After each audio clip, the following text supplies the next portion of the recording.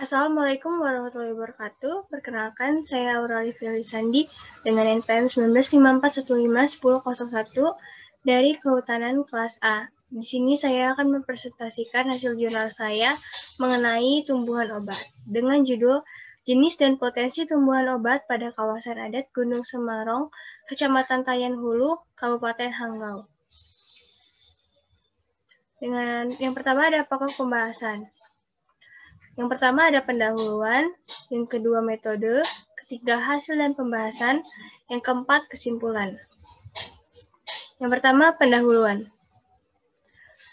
Penggunaan tumbuhan obat sebagai bahan baku sudah dilakukan oleh manusia sejak dikenalnya proses meramu dan masih berlangsung hingga kini. Tumbuhan obat digunakan oleh banyak orang relatif memiliki efek samping yang kecil dan lebih murah dibandingkan obat-obatan kimia. Jenis-jenis tumbuhan obat yang terdapat di kawasan hutan adat Gunung Semarang belum mendapatkan perhatian, sehingga mengenai jenis tumbuhan obat belum tersedia. Untuk itu, perlu dilakukan penelitian tentang jenis dan potensi tumbuhan obat dalam upaya pengembangan dan pembudidayaan. Tanaman obat, bagian tanaman obat yang sering digunakan untuk pengobatan meliputi umbi, akar, batang, daun, bunga, buah, biji, dan seluruh bagian tumbuhan. Kawasan hutan adat Gunung Semarang merupakan salah satu kawasan yang terdapat di Kecamatan Tayan Hulu, Kabupaten Sanggau, yang memiliki keanekaragaman jenis flora yang cukup tinggi, termasuk jenis tanaman obatnya.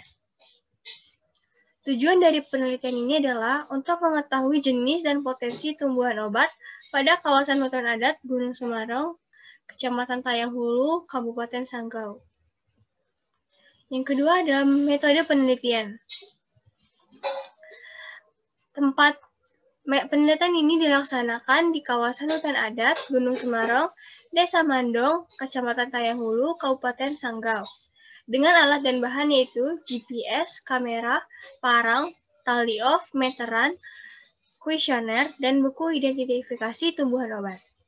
Dengan metode deskriptif dengan wawancara dan identifikasi di lapangan.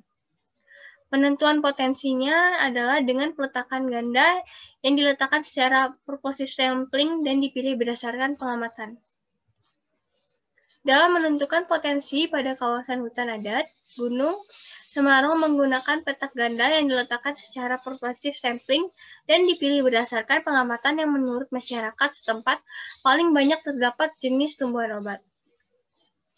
Jumlah petak pengamatan adalah sebanyak 50 petak pengamatan dengan ukuran petak 20 meter x 20 meter. Yang ketiga ada hasil dan pembahasan. Hasil dan pembahasan. Berdasarkan hasil wawancara yang didapatkan dari 50 jenis responden, tercatat 40 jenis tumbuhan obat yang dimanfaatkan sebagai obat. Hampir semua masyarakat memanfaatkan tumbuhan obat yang terdapat dalam kawasan hutan adat Gunung Semarang untuk menyembuhkan penyakit. Dari hasil wawancara, obat yang dimanfaatkan masyarakat Desa Mandong dapat dilihat pada tabel berikut ini sebanyak 40.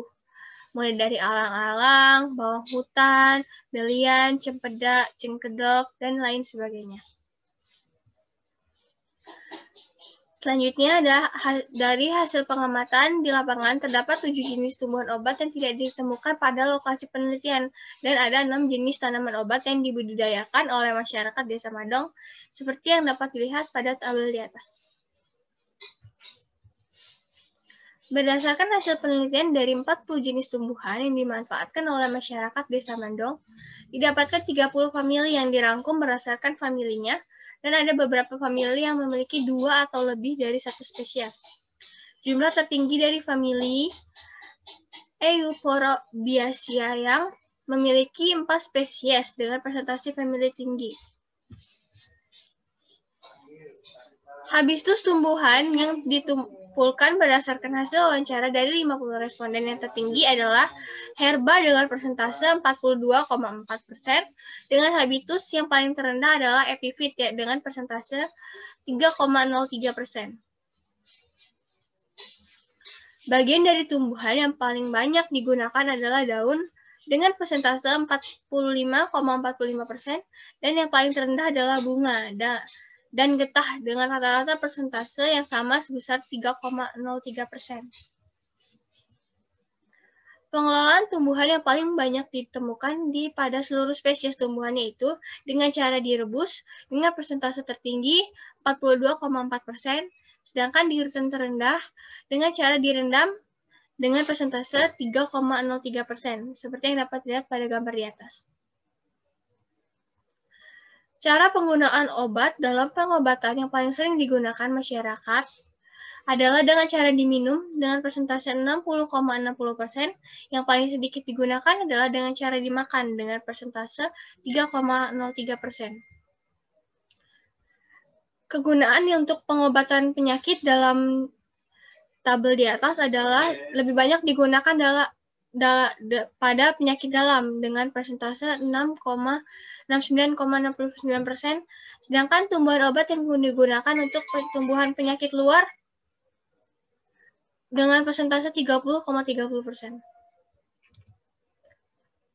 Kesimpulannya, hasil wawancara tercatat 40 jenis tumbuhan dengan 30 keluarga, namun dari hasil observasi lapangan, hanya ditemukan 33 jenis tanaman obat.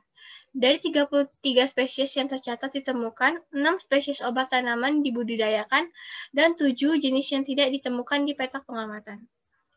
Hasil dari analisis vegetasi yang ditemukan terdapat 20 spesies tanaman obat. Sekian presentasi dari saya, kurang lebihnya saya mohon maaf. Wassalamualaikum warahmatullahi wabarakatuh.